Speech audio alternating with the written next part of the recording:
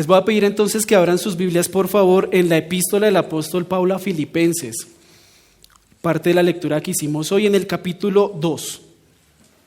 Si usted es de los que toma apuntes, este sermón se llama Las dos caras de la moneda. Y ya va a ver por qué. Y antes de empezar, me gustaría que tuviéramos en cuenta algo que está muy relacionado con nuestro texto y es el cuerpo humano. Creo que de las grandes obras que el Señor hizo en la creación, el cuerpo humano tiene un lugar especial. Y piensen esto, ¿cuántas veces somos conscientes de nuestro propio cuerpo? Es decir, vivimos toda la vida, trabajamos, estudiamos, asistimos a la iglesia, tenemos relaciones con otras personas, pero ¿cuántas veces somos conscientes de nuestro propio cuerpo? Creería yo que el dolor, de hecho, es casi lo único que nos permite ser conscientes de nuestro propio cuerpo. Bien. Ahora, para explicar un poco de qué se trata esto, el cuerpo básicamente funciona tiene dos funciones, por decirlo así. Hay una función que es voluntaria, es decir, nosotros hablamos porque queremos, a veces hablamos más de la cuenta y no debería ser así, nos movemos porque queremos, pero ¿cuántos de nosotros somos conscientes del hecho de que respiramos? O le hago la pregunta aún mejor, ¿es usted consciente que hace la digestión? ¿Usted está pensando todo el día, bueno, ya me comí el desayuno, ahora tengo que hacer la digestión? No lo hacen, ¿no es cierto? El cuerpo funciona también de forma autónoma, de hecho. Su corazón palpita, su respiración sigue su curso porque su cerebro está manejando todas estas funciones y usted no lo podría hacer pensando cada momento tengo que respirar. A usted se le olvida respirar, garantizado, pero su cuerpo lo sigue haciendo porque funciona de forma autónoma. Y la vida cristiana de hecho es algo así, es una dualidad más o menos de este tipo, porque nosotros queremos hacer cosas para Dios y conscientemente tratamos de hacerlas, ¿no es cierto? Leemos la palabra, la meditamos, estamos orando, evitamos pecar contra nuestro Dios. Pero muchas veces no nos sentamos a ver qué es lo que nos permite hacer esas cosas, qué es lo que nos permite en últimas agradar a Dios. Y Pablo en la epístola a los Filipenses da la respuesta a esto. Y yo quiero que por favor me acompañe a la lectura de nuestro texto de hoy que está en los versículos 12 y 13 del capítulo 2 de la epístola a los Filipenses. Y dice así: así que, amados míos, tal como siempre habéis obedecido, no solo en mi presencia, sino ahora mucho más en mi ausencia, ocupaos en vuestra salvación con temor y temblor, porque Dios es quien obra en vosotros, tanto el querer como el hacer, para su beneplácito. Qué hermoso texto, ¿no es cierto? Tal vez lo hemos leído muchas veces y tal vez hemos escuchado muchas interpretaciones acerca de este texto. Pero creo que Jefferson nos guió a través de esta lectura hace un momento para poder entender por qué Pablo estaba hablando acerca de esto y por qué Pablo menciona estas palabras que parecen tan misteriosas a veces. Y fíjese entonces, por ejemplo, lo que dice el versículo 1 del capítulo 2. Pablo está diciendo, ustedes filipenses tienen unas marcas. ¿De acuerdo? Y las menciona allí. Por tanto, si hay algún estímulo en Cristo, si hay algún consuelo de amor, si alguna comunión del Espíritu, si algún afecto y compasión. Pablo les está diciendo a estos hermanos, miren, yo soy consciente de que ustedes tienen eso. En los versículos del 2 al 4 del capítulo 2, Pablo les dice, ahora hagan completo mi gozo. ¿Y cómo lo pueden hacer ustedes como iglesia? Tengan unidad, humildad y solicitud hacia los hermanos. Ahora, claro que es muy difícil para una época como la del apóstol Pablo y como para la nuestra, que seamos no egoístas, porque es una época de egoísmo, pensamos solamente en nosotros mismos. Y Pablo, consciente de esto, les dice, bueno, ustedes tienen que ser hermanos en la fe, sigan el ejemplo de Cristo. Y leemos este texto precioso, cargadísimo de teología, los versículos del 5 al 11, donde Pablo habla acerca del ejemplo del Señor Jesús. Y dice, entonces todo esto que lo hemos leído, que él siendo en la forma de Dios no estimó ser igual a Dios como cosa que aferrarse, sino que tomó forma de siervo y vivió en obediencia perfecta. ¿Y esa obediencia perfecta a dónde lo llevó? A la muerte y muerte de cruz. Por lo cual Dios también, ¿qué? Lo exaltó. Y fíjense que al decir todo esto, Pablo dice en el versículo 12, así que. En vista de todo lo que les he dicho, ahora viene mi mandamiento. Y en el versículo 12, si usted está allí tomando notas, vemos la primera parte de nuestro texto, que es un mandamiento. Pablo va a dar un mandamiento. ¿Y este mandamiento cuál es? Como lo dice allí mismo, ocupaos en vuestra salvación con temor y temblor.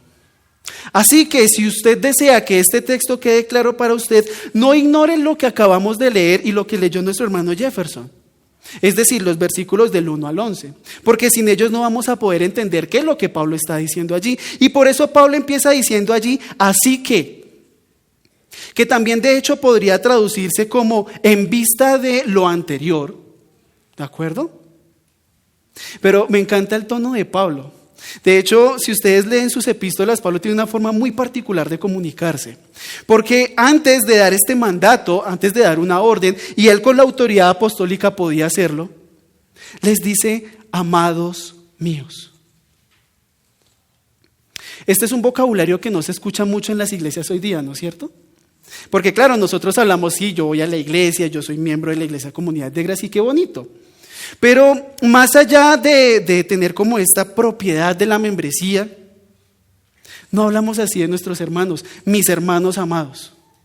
Por ejemplo, hoy llegaron unos hermanos de Los Ángeles y qué gozo fue verlos, ¿no es cierto? Y qué bonito es que ellos puedan estar haciendo parte de esta comunidad. Y como hablaba con alguno de ellos ahorita es, claro, allá se disfrutó mucho y recibieron mucho, pero la casa es la casa. Y qué bonito es estar entre los hermanos con esa comunión. Y por eso Pablo dice, así que, amados míos. Y fíjense yo creo que esto es como un piropo que le echa a los filipenses.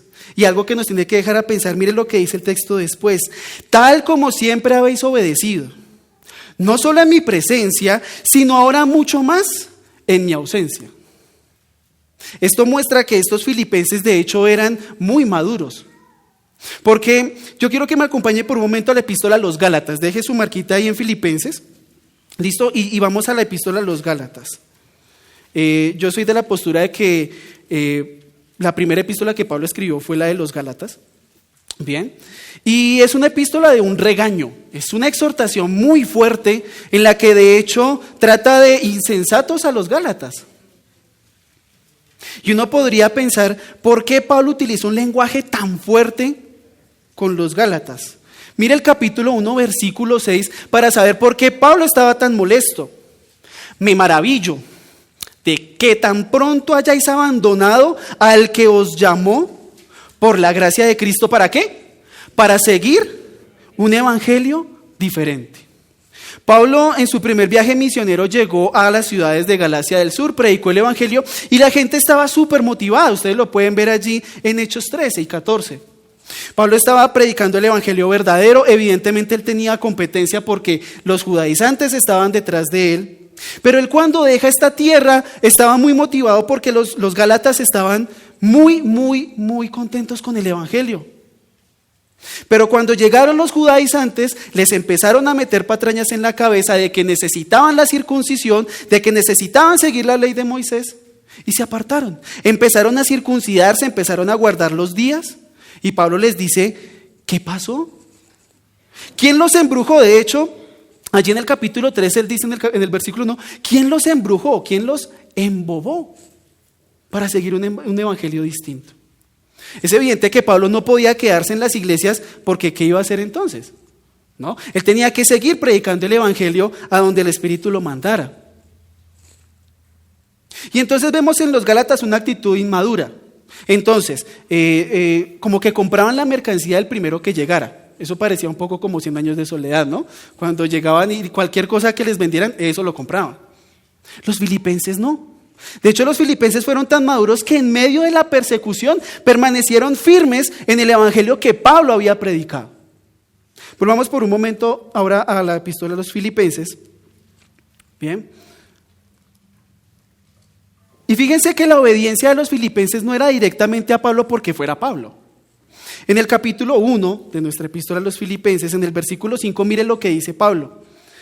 Por vuestra participación en el evangelio desde el primer día hasta ahora. Es decir, que los filipenses, a diferencia de otros, no se habían apartado, sino que habían permanecido firmes.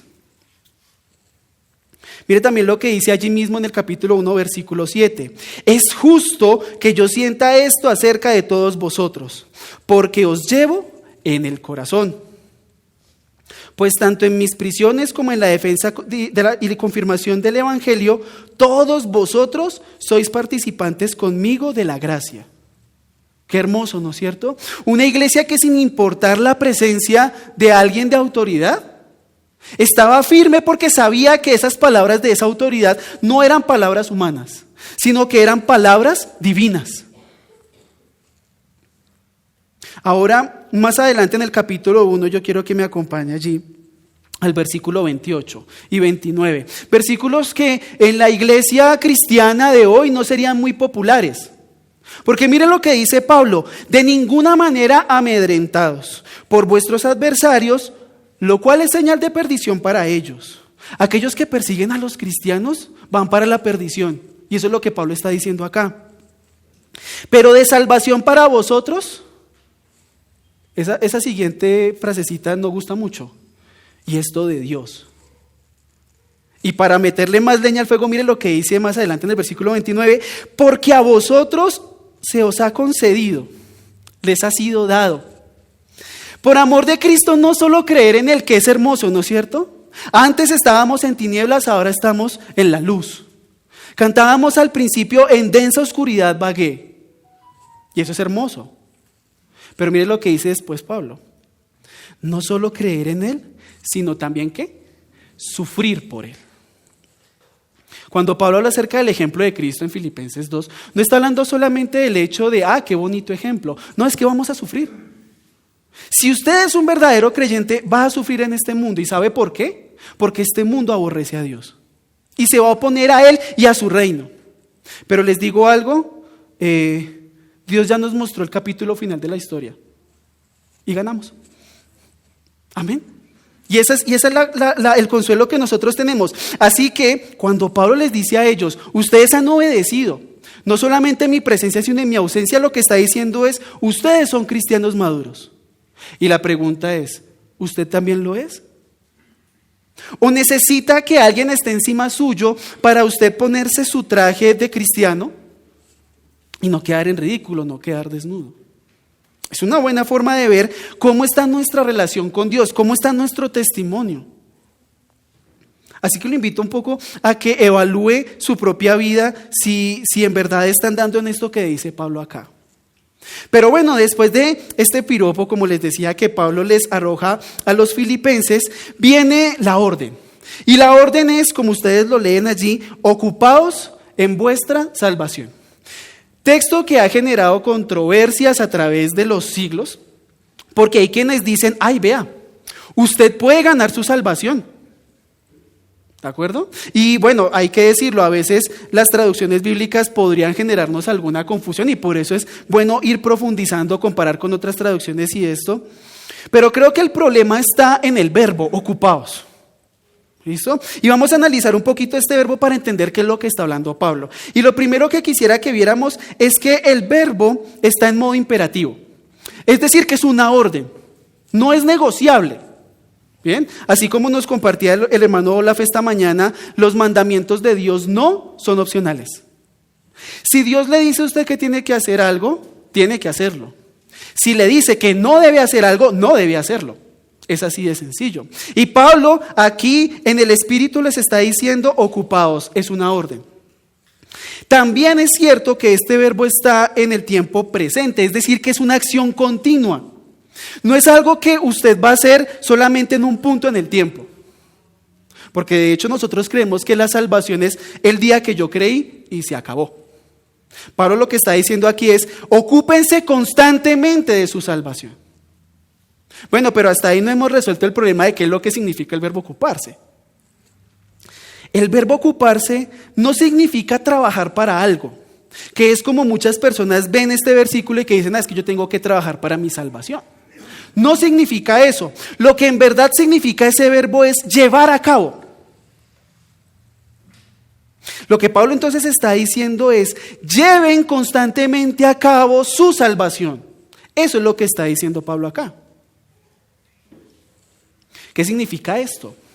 Haga de cuenta que usted entra a la política. Sé que no es un campo fácil, ¿de acuerdo? Y alguno dirá, uy, la política se persinan y todo, ¿sí? Pero haga de cuenta que usted entra a la política. Y en la política usted tiene ciertos derechos como servidor público, pero también tiene ciertas responsabilidades. Si lo trasladáramos a este campo, lo que Pablo está diciendo es, haga lo que tiene que hacer como político. Si usted como servidor público en determinado ministerio tiene que encargarse, por ejemplo, de la salud, hágalo. Si su ministerio tiene que ver con la defensa, pues asuma la defensa del país. Eso es lo que significa ese verbo. Por lo tanto, trayéndolo a nuestro texto, si usted es salvo, viva como salvo. Eso es lo que le está diciendo Pablo acá. Esa es la orden que Pablo le está dando a usted acá en este momento. Y fíjese que no es una orden de sea salvo en el momento que usted creyó. Lo que le está diciendo es sea salvo cada momento de su vida. Porque, como les decía antes, tendemos a pensar que la salvación es algún punto en la historia. Es decir, yo el 25 de julio de 1990 y tantos creí. Y ya, esa es mi salvación. Pero la salvación no es eso. La salvación es un proceso que dura hasta toda la eternidad. Mire el capítulo 1, versículo 27 de Filipenses, para ponerlo un poco más claro. Es un versículo hermoso. Creo que es uno de mis versículos favoritos de la Biblia incluso. Mire lo que dice Pablo acá, 1:27 de Filipenses.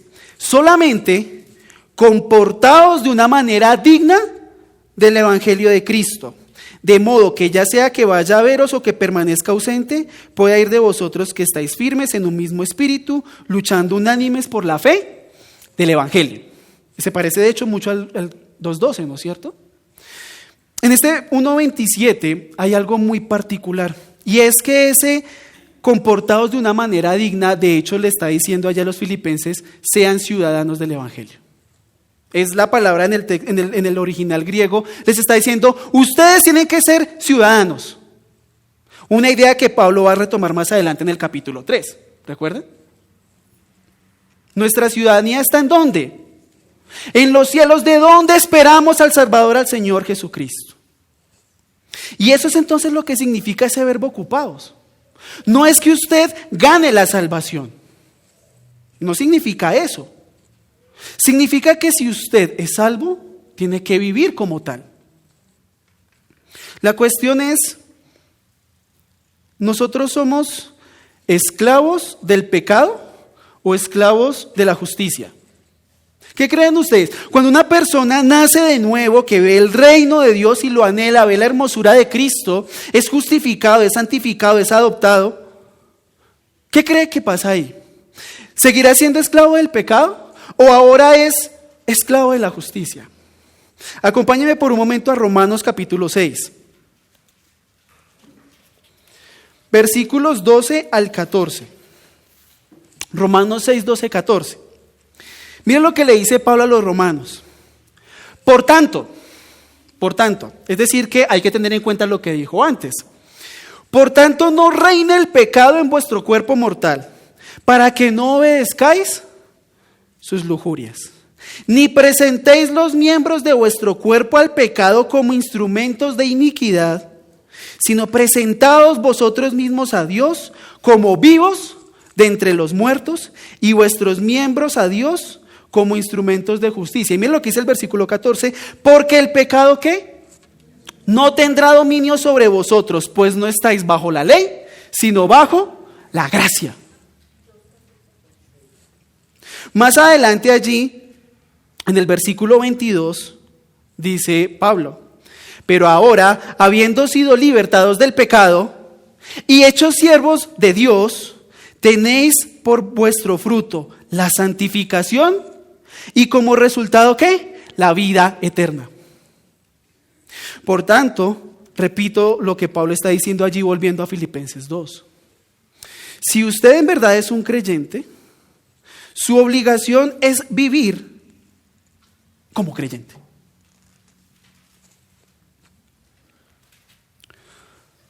Si el mandato llegara hasta ahí, uno diría, bueno, se puede. Se puede, ¿sí? Somos tan orgullosos de pensar que se puede. Pero Pablo continúa y da una estocada que no muchos esperan. Allí en el versículo 2 del capítulo 2 dice, ocupados en vuestra salvación con temor y temblor. En los púlpitos modernos, ¿cuántas veces escuchamos estas dos palabras con respecto a la vida cristiana? Yo diría que muy pocas veces. Está como cierto artista cristiano, tengo ganas de dar el nombre, pero por respeto al presente no lo voy a hacer, quien decía que no entendía cómo no entendía la Biblia en el sentido de que el Dios del Antiguo Testamento se veía como un Dios agresivo y vengativo, y el Dios del Nuevo Testamento era todo amor. De pronto alguno de ustedes ya sabe a quién me estoy refiriendo. Y me parece, primero, ignorancia bíblica, porque si usted lee Deuteronomio 7, cuando Dios habla acerca de por qué Él llamó a Israel, Él dice, yo no los llamé a ustedes por ser un pueblo grande y por ser inteligentes, los llamé porque los amo. Es más, cuando uno lee los pactos que hay en el Antiguo Testamento, Dios mismo se compromete a cumplirlos. Vean el Sinaí, Éxodo 19, ese monte con humo, en llamas, y Dios dice, vamos a hacer un pacto, yo voy a ser su Dios, y ustedes van a ser mi pueblo. ¿Qué dijo el pueblo? Sí, vamos a hacer todo lo que Dios diga. Menos de 6 semanas después, estaban incumpliendo el primer mandamiento. Y aún así Dios siguió siendo su Dios. A pesar de que el pueblo nunca obedeció sus mandamientos. ¿Ese no es un Dios amoroso? ¿No es un Dios misericordioso? Aquel que prometió que iba a tomar a este pueblo, lo iba a llevar a la cautividad, pero que cuando lo trajera en un segundo éxodo, iba a cambiar su corazón para que obedecieran sus mandamientos. ¡Qué amoroso Dios! Y vemos en el Nuevo Testamento y nos dicen efectivamente, Dios es un Dios amoroso. Es que no han leído Apocalipsis de pronto. Donde en el juicio que vendrá en la gran tribulación para aquellos que queden acá, Dios va a derramar su ira pura. La ira de Dios pura. Va a ser el infierno en la tierra, literalmente. Entonces quitémonos esa idea ridícula de que el Dios del Antiguo Testamento es un Dios vengativo, el Dios del Nuevo Testamento es un Dios de amor.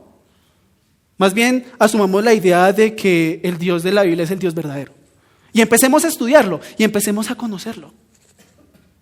Esta expresión de con temor y temblor es una expresión, de hecho, del Antiguo Testamento. La pueden ver ustedes allí en Deuteronomio 2:25.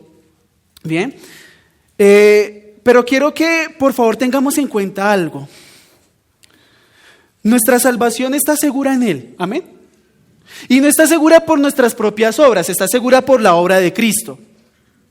Pero esto no obsta para que los escritores del Nuevo Testamento nos exhorten a tener cuidado. Voy a leer unos textos, no tienen que ir a ellos, yo los voy a leer aquí para ustedes. Si quieren, tomen nota para que los pueda estudiar. Romanos 11, 18 al 21. Y mire lo que dice Pablo aquí en Romanos 11, 18 al 21. No seas arrogante para con las ramas. Pero si eres arrogante, recuerda que tú no eres el que sustenta la raíz, sino la raíz la que te sustenta a ti. Dirás entonces, las ramas fueron desgajadas para que yo fuera injertado. Muy cierto, fueron desgajadas por su incredulidad, pero tú por la fe te mantienes firme. No seas altanero sino teme, porque si Dios no perdonó a las ramas naturales, a ti tampoco te perdonará. Un poco de contexto, Pablo estaba aquí hablando acerca de la posible jactancia que los gentiles podrían tener con respecto a los hebreos. Pablo dice en este capítulo que los hebreos son enemigos de Dios por causa del evangelio, pero son amados por causa de los padres. Por tanto, si nosotros que somos gentiles, a menos de que haya aquí algún judío, no creo, ¿no? Pues, todos gentiles, ¿no? Nosotros fuimos insertados en una rama que no era natural para nosotros. Nosotros estábamos en la rama de la condenación. Pero Él nos inserta en la rama de la promesa de Abraham. No es natural, ¿de acuerdo? Pero Él lo hizo por medio de la obra de Cristo. Ahora nosotros vamos a decir, y lo decimos muchas veces, ¿no es cierto? Estos judíos son terribles. Eso leemos el Antiguo Testamento y jueces, ¿sí? Nos persinamos de nuevo. Pero no vemos que muchas veces somos así también. Por tanto, no nos jactemos. Y es lo que está diciendo Pablo. Anden con temor y temblor. Porque es que ustedes fueron traídos acá por misericordia, no porque ustedes lo merecieran. Otro texto del cual se habla acerca del temor y temblor frente al llamado es Hebreos 12, 28 y 29, que dice así: por lo cual, puesto que recibimos un reino que es inconmovible, demostremos gratitud mediante la cual ofrezcamos a Dios un servicio aceptable con temor y reverencia. ¿Por qué? Porque nuestro Dios es fuego consumidor. Y primera de Pedro 1:17 dice así: y si invocáis como Padre a aquel que imparcialmente juzga según la obra de cada uno, conducíos en temor durante el tiempo de vuestra peregrinación. Por tanto, hermanos, ¿el mandamiento cuál es? Vivan como cristianos. Si usted es un creyente, es hijo de Dios. ¿Amén? ¿Lo cree? Así es. La Biblia nos dice que fuimos adoptados como hijos de Dios. Y Dios es nuestro Padre. Qué hermoso, qué hermosa verdad. Pero no se nos puede olvidar que Dios, además de ser nuestro Padre, es Dios. Porque solemos ser irreverentes con nuestro Padre Dios. Solemos ser irreverentes con aquel ante el cual los cielos y la tierra huirán en el juicio final. ¿Qué sería de nosotros si no fuéramos revestidos con la gracia de Cristo delante de Él? Ahora, usted dirá, bueno, ¿qué toca hacer de aquí en adelante? Si yo terminara en este momento el mensaje, ¿qué se llevaría usted? Bueno, toca hacerle, pues, hagámosle. Le tengo malas noticias. Génesis 6:5 dice: y el Señor vio que era mucha la maldad de los hombres en la tierra, y que toda intención de los pensamientos de su corazón era solo para hacer siempre el mal. Como seres humanos estamos perdidos en nuestros delitos y pecados. Pablo dice que estábamos muertos en delitos y pecados. Que todas las intenciones de nuestro corazón eran de continuo ¿para qué? Para el mal. Por lo tanto, esto de vivir como creyente, usted no lo puede hacer por su propia cuenta. Y si yo me fuera en este momento, lo dejo sin esperanzas. Porque ¿a qué se aferra usted? Para poder vivir esa vida que Dios le dice que tiene que vivir aquí en este texto. No tiene nada que hacer. Por eso el Espíritu de Dios fue tan bueno de regalarnos el versículo 13, donde después del mandamiento viene la afirmación, la base de ese mandamiento. Y mire lo que dice allí el versículo 13, ¿por qué? Cuando usted lea un por qué en la Biblia, deténgase, porque le está dando una razón. Es decir, que usted va a poder cumplir este mandamiento debido a lo que Pablo está por decir. ¿Y qué es lo que Pablo dice allí? Porque Dios es quien obra, es quien produce en vosotros tanto el querer como el hacer. Hay algo que cuando se estudia teología y se estudia la doctrina de la salvación, he atinado en llamar el paquete de la salvación. Es decir, cuando una persona se hace cristiana recibe como un paquete, ¿sí? Un starter pack dirían por ahí, ¿sí? En el que puede iniciar como su recorrido cristiano, su peregrinación cristiana. ¿Qué incluye ese paquete? Incluye primero la regeneración o el nuevo nacimiento, es decir, mi corazón que era de piedra fue mudado y ahora tengo un corazón de carne que es sensible a las cosas de Dios. Se me da la fe para creer en esa obra. Se me da el arrepentimiento para poder arrepentirme de mis pecados. Se me da el perdón de los pecados, no solamente que me arrepienta, sino que mis pecados pasados, presentes y futuros son perdonados. Fueron juzgados en Cristo.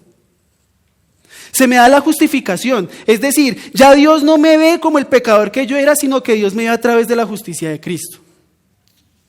Se me da la adopción como hijo, ahora soy hijo de Dios, ya no soy un hijo de ira. Se me da la santificación, es decir, soy posicionado como alguien santo, apartado del pecado y apartado para Dios. Y se me da el Espíritu Santo sin medida. Qué provisión, ¿no es cierto? Pues ya quisiera uno empezar un trabajo así, con todas esas garantías que uno tiene cuando uno se hace cristiano. Pero yo les pregunto una cosa, ¿qué de todo este paquete que les acabo de nombrar proviene del ser humano? Absolutamente nada. Incluso el arrepentimiento. Y uno dirá, ¿pero cómo así? Bueno, es un precioso misterio el hecho de que Dios nos permite arrepentirnos. Nos da la gracia para arrepentirnos. Es un misterio hermoso. Y entonces dense cuenta que Pablo les está diciendo, ustedes tienen que vivir como cristianos. ¿Y saben por qué? Porque Dios los ha capacitado para eso.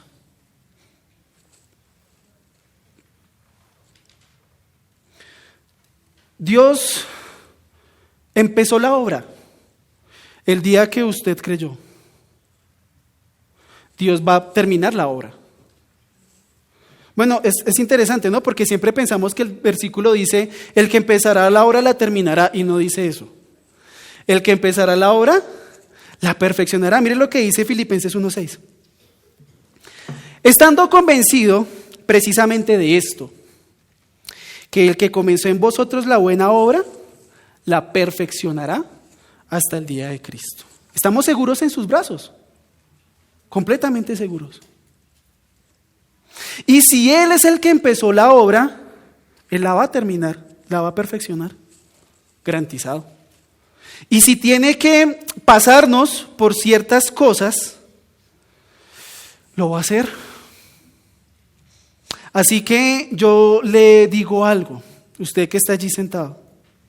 Si usted quiere agradar a Dios, sea creyente o no, si usted está en este momento incómodo y diciendo, venga, no sé ni siquiera si soy cristiano, si soy creyente, pero temo porque tengo que agradar a Dios con temor y temblor, yo le digo una cosa, usted no puede hacerlo solo.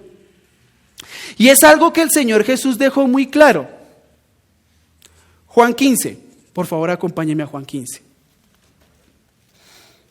Recuerden entonces el contexto de Juan 15, el Señor Jesús estaba haciendo esta preciosa oración que llaman algunos la oración sumo sacerdotal frente a sus discípulos y por extensión a nosotros. Miren lo que dice los versículos 4 y 5 de Juan 15. Permaneced en mí y yo en vosotros.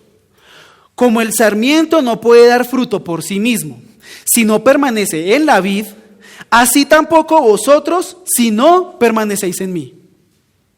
Yo soy la vid, vosotros los sarmientos. El que permanece en mí y yo en él, ese da mucho fruto. Porque separados de mí, nada podéis hacer. Hablaba con alguien hace algunos días, mi esposa estaba allí, y esta persona me hacía esa misma pregunta. Entonces, ¿de qué me sirve haber sido tan bueno en la vida? Una persona no creyente. Y yo le dije, es que usted no ha hecho nada bueno en la vida. Claro, de pronto habrá hecho cosas buenas para otras personas, y eso nadie se lo va a negar. Pero para agradar a Dios no es cuestión de simplemente hacer cosas. Intenten que un carro ande sin gasolina. Hagamos de cuenta que estamos en el mundo de aquella película, ¿sí? Donde los carros tienen vida propia. Así el carro quiere andar, si no tiene combustible, no va a andar. Es así de sencillo. Y para nosotros como cristianos, nuestro combustible es el Espíritu Santo. Él es quien nos permite primero querer agradar a Dios. Porque cuando estábamos en el mundo, cuando no creíamos, ¿a quién queríamos agradar? A nosotros mismos. Y entonces hacíamos una obra buena y ¿qué decíamos? Es que yo soy tan bueno, como me decía esta persona. Es que ¿qué me sirve haber hecho tantas cosas buenas en la vida? Y fíjense entonces que cuando sucede este cambio de corazón, ya decimos, no quiero agradarme a mí mismo. De hecho, yo ya no importo. Ya no vivo yo, sino que vive Cristo en mí. Y todo lo que vivo en esta carne lo vivo por el Hijo de Dios que me amó y se entregó a sí mismo por mí. Ese era el lema de Pablo y debería ser el lema nuestro. Pero fíjense que no solamente es el querer, sino el hacer.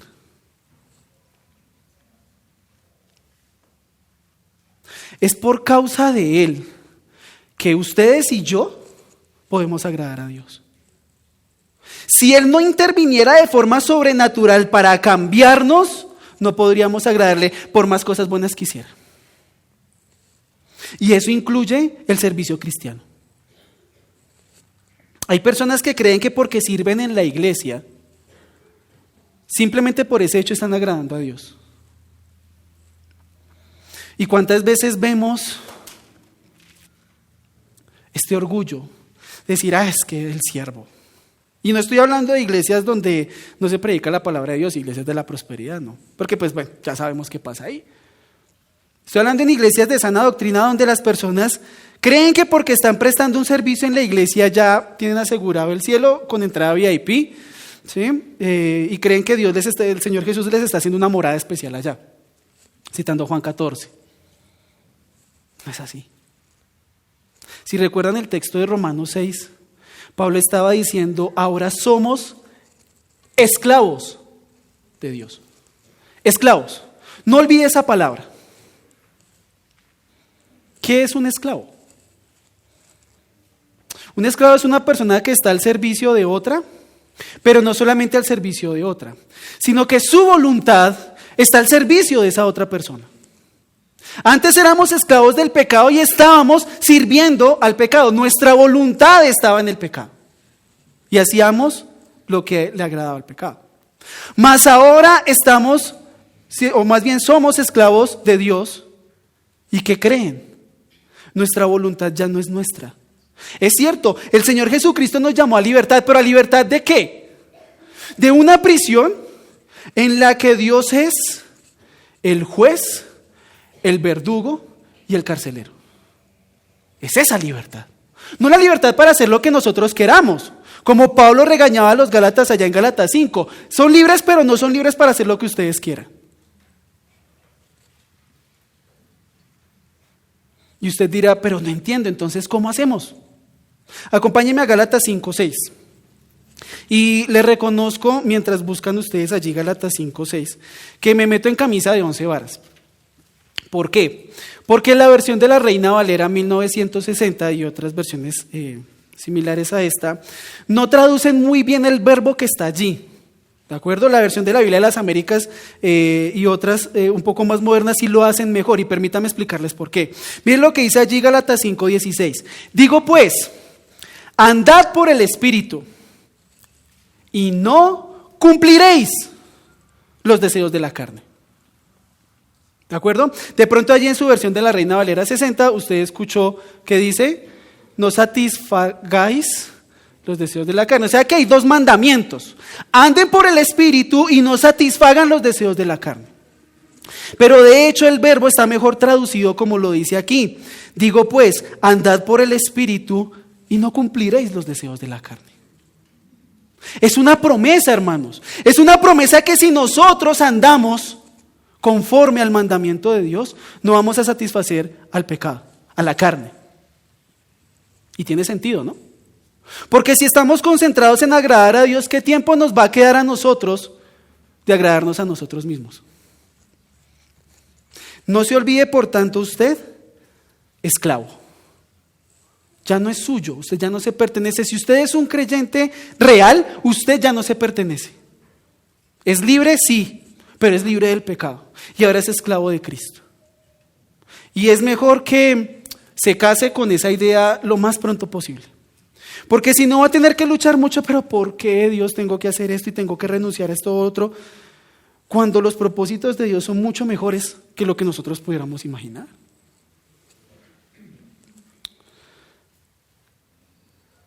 Y usted me dirá, bueno, todavía no lo veo. Mire la promesa que hay, no tiene que buscarlo, yo lo voy a leer aquí para usted. Ezequiel 36, 25 al 27. Para los que conocen el texto, recordarán que esto es una profecía con respecto al nuevo pacto, que de hecho, Dios mediante, el próximo domingo conmemoraremos con nuestra cena. ¿Recuerdan las palabras del Señor Jesús? Esta es la sangre ¿de qué?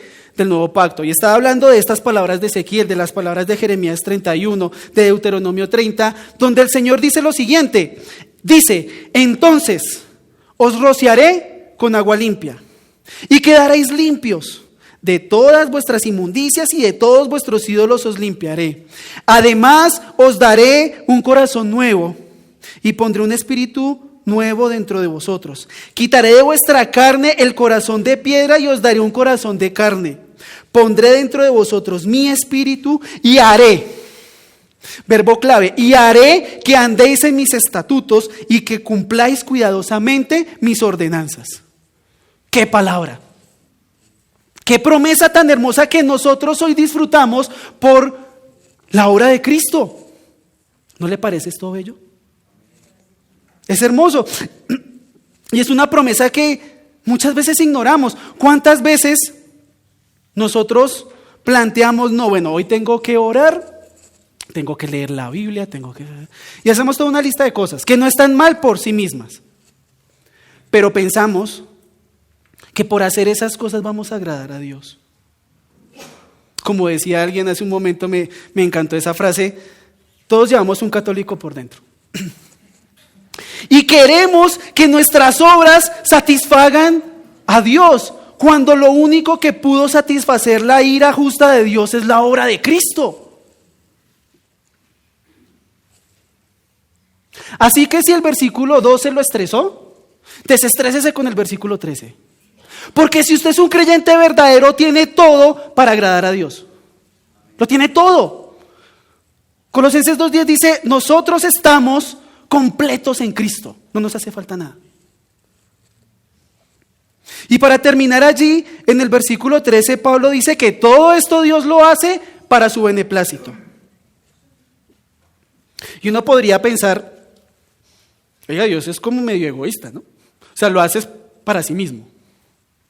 Pero recordemos que Dios es perfecto. Su amor es perfecto.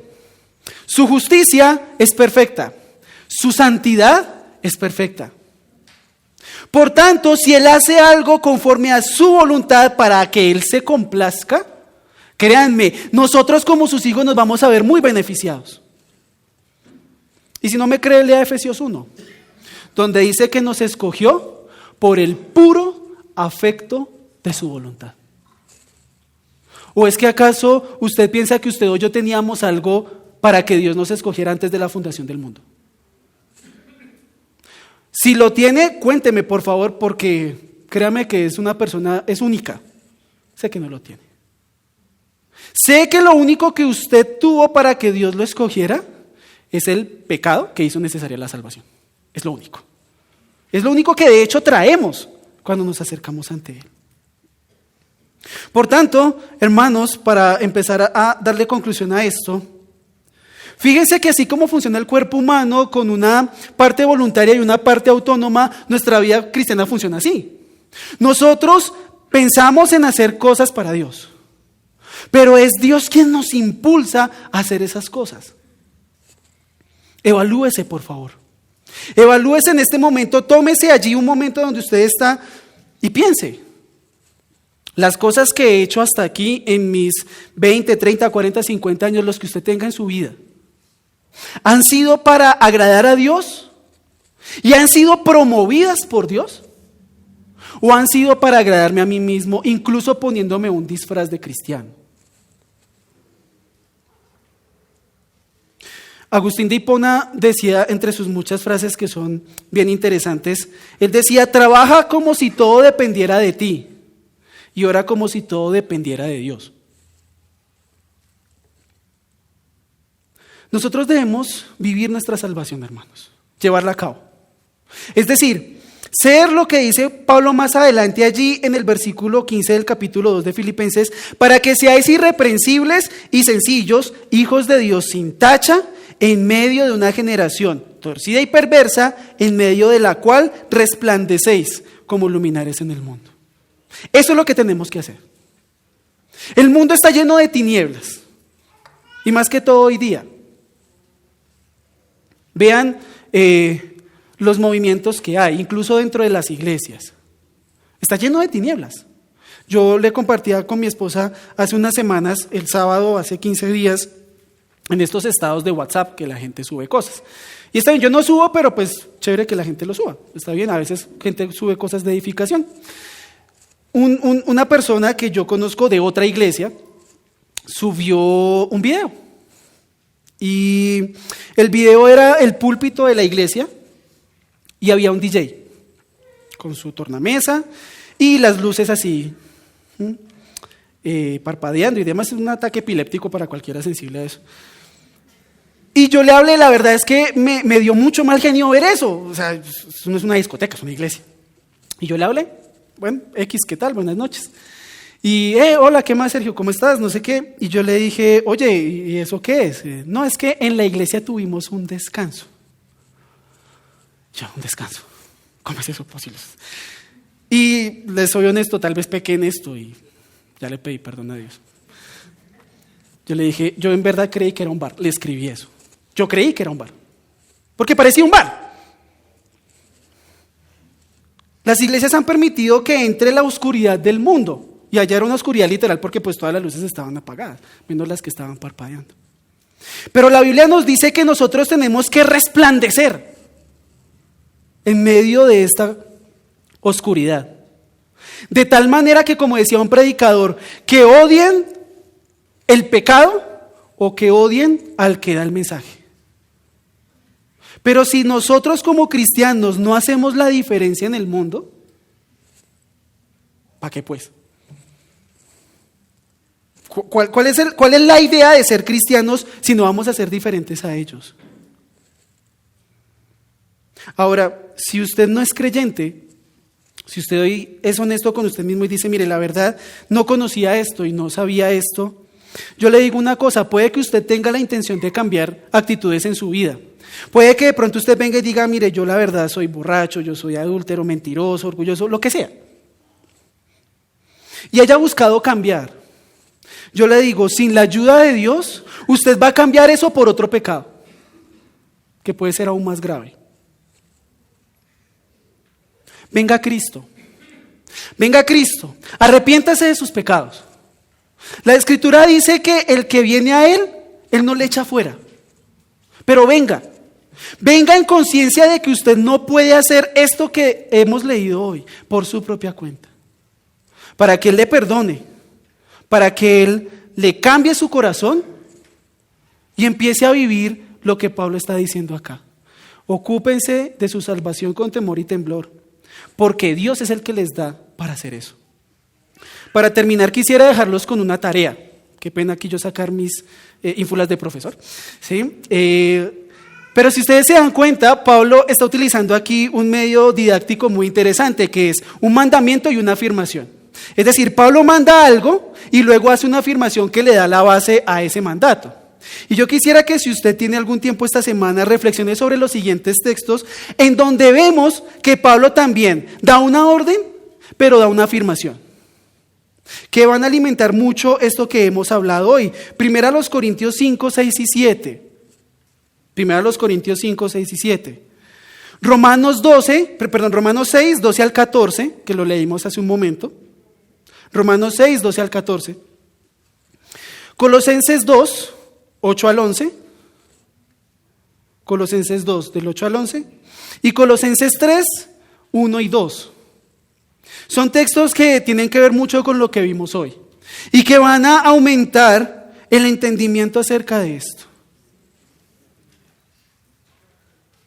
Por lo tanto, y para terminar, hermanos, vivan su cristianismo, pero no lo vivan en sus propias fuerzas, porque Dios ya los capacitó para hacerlo.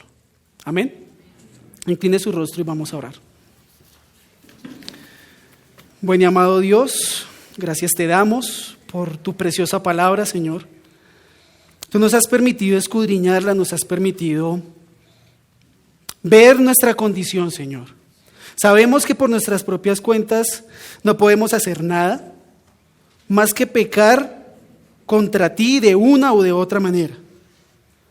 No obstante, nos has permitido ver la hermosura de Cristo, Señor. Y en Él tenemos esta convicción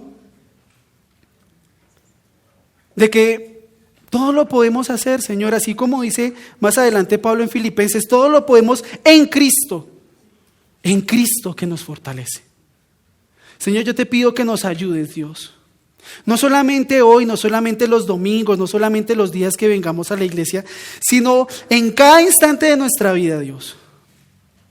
A que vivamos, a que nos ocupemos de nuestra salvación con temor y temblor, Dios. Que llevemos a cabo este precioso llamado que nos has hecho de ser ciudadanos del reino.